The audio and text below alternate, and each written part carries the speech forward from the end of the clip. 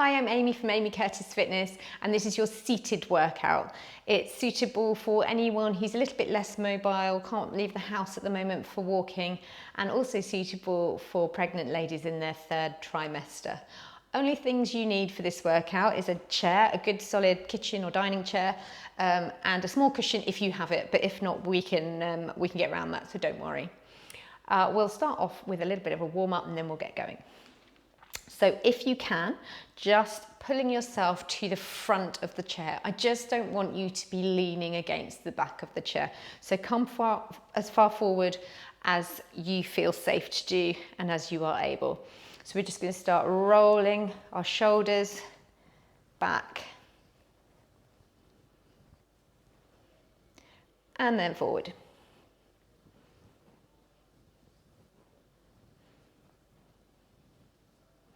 Then we're going to be reaching across. We're not twisting here, we're just stretching across the backs of our shoulders. So we're not trying to twist our bodies. We're turning and reaching, turning and reaching.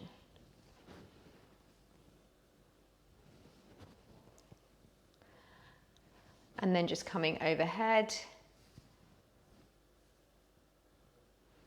Just lifting up.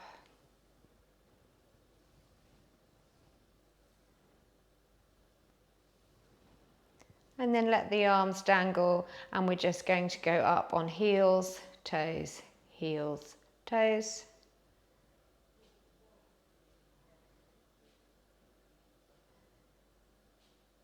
And then move our knees left to right, right to left.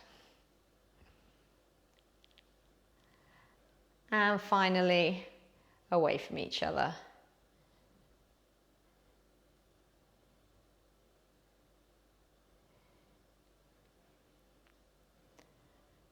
Okay, so if we're warm, let's get going with the first exercise.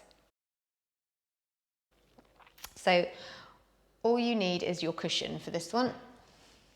You're going to take the cushion, put it between your legs, and just hold it lightly so that it doesn't fall with your thighs. Hands on the side of the chair, and then you're just going to squeeze the cushion with both legs and release. Squeeze, release. We're going to try and do this 10 times without dropping the cushion. So this exercise is working on your inner thigh. It's the sort of muscle group we would be targeting if we did a big squat or side lunge. But we're doing it without having to even stand up. One more. Okay, we don't need the cushion for any more exercises. If you don't have a cushion, you can still do this exercise if you just put your hands together, put them between your legs and just squeeze your legs against your hands. Even fists together. Also works. The next exercise is your chest press. So imagine you're at the gym on one of those machines where you push the plates forward. You want your elbows same height as your shoulders and your hands facing forwards. And we're just going to close in. So we want the elbows to touch and the hands to touch. If you can, press it all together first before bringing it back. If this is too much, you can just send the hands together and back. The point is, when you reach your hands or your elbows in the middle, give them a push together before you come away. This will, you should be able to feel it here in these chest muscles. We're going to try for 10 again, but this does build, so if you can get 5, I'm happy.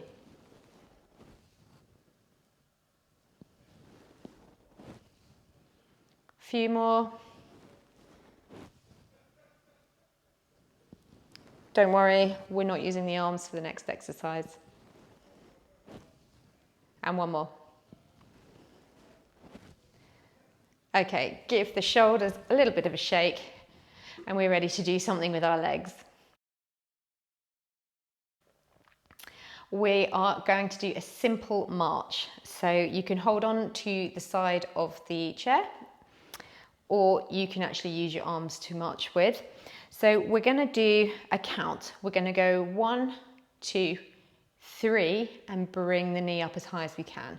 Back down, 1, 2, 3. The other knee comes up, 1, 2, 3, 1, 2, 3. So add in the arms if you want to. Bring the arm up when you bring the knee up.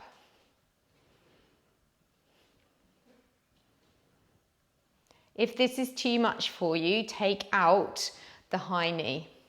Just do straightforward marching. Try and keep the arms going, but if you can only do the legs, fine. You're still moving. You're still using those muscles. Make sure you're not leaning back in the chair. Try and keep upright. Try not to use that back of the chair as a support. Last one. And we're done. We're going to leave the legs alone for a minute and go back to our upper body. We're going to squeeze our shoulder blades together. So taking the hands up into a fist in front of our chest. Keep the elbows high as the shoulders. And then you're just going to bring the fists apart and squeeze the shoulder blades together. And then back, squeezing the shoulder blades together. So the first thing to go on this is usually the elbows. Really try not to let those elbows drop down while you're doing it. Keep them the same height as your shoulders. This is another one that the first one seems fine and then they really build. So if 5 is your limit, I'm happy with that. 10 is the goal, but you can build up to that. I think 2 more makes 10. And then just bringing the arms back down, and you can roll your shoulders around again, shake it off. And we'll go back to the legs. So bringing the feet out, make sure you have a right angle in your knees. So just making sure basically that your ankles are directly below your knee and they're not here under your thigh. Another one where you can just hold on to the chair if you want to. So we're going up onto our tiptoes in a count of 3 and coming down count of 1. I'll show you. 3, 2, 1, heels back down. 3, 2, 1, heels back down. Again, we're going to try and do this 10 times. It does start to burn, partly because of the slow movement. And we're doing the slow movement on the harder part. If this is difficult, you can just go up, down. Don't do a slow rise. If this isn't hard enough, you can spend 3 counts going down. So you'd be 1, 2, 3, 1, 2, 3. Completely up to you. And actually, I think we did 12. Gonna move on to our core. So still in the same position, and we've got 3 levels to this next one. We're actually working the side muscles here, so we're looking for a crunch in the side. So level 1, arms both dangling down by the side, and you're just going to lower your fingers on one side towards the floor, keeping the weight equal through your sit bones. So you're not peeling your side off the chair, you're planted here, and it's just your body that's bending slightly to the right or the left, whichever side you've decided to go on. Second level, hand behind the head, same thing. Sending the arm down to the floor, and send the elbow to the ceiling rather than that you're leaning over. So the weight's still going the same through both of your sit bones. And then final level, all the way up, diving over each time. So you can do 10 on each side, 10 on one and then 10 on the other, or you can alternate, which obviously will take a little bit more of your energy.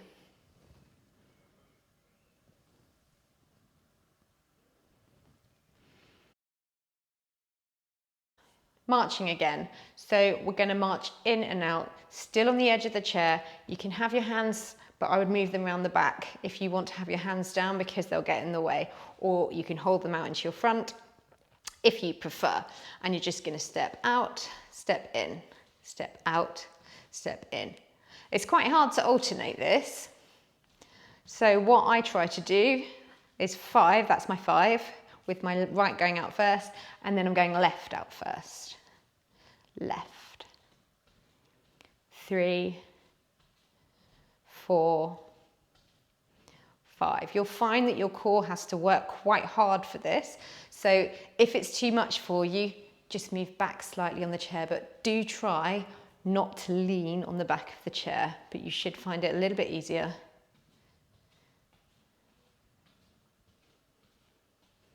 If you're sat a little bit further back.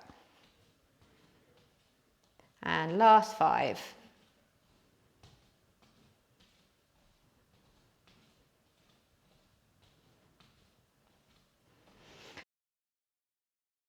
We've got one more exercise. You can be a little bit further back in your chair for this one if you like, or you can be forward. We're just sliding the leg away from us along the floor and then lifting the foot up with the leg straight, just as high as you can, and then pulling it back along the floor to the starting point. So sliding away, alternating the legs, a little lift, back down, and back it comes. Now, depending on where you're sitting in the chair, it'll be harder or easier. And if you actually lean back into the chair, you'll find it much easier. So if you're pregnant, I would prefer you to lean back in the chair. If this is still too hard, just do the leg side. You don't have to lift the foot. You'll still find that it can be challenging. And you may also feel it in the tops of your legs as well. It's completely normal, that's fine.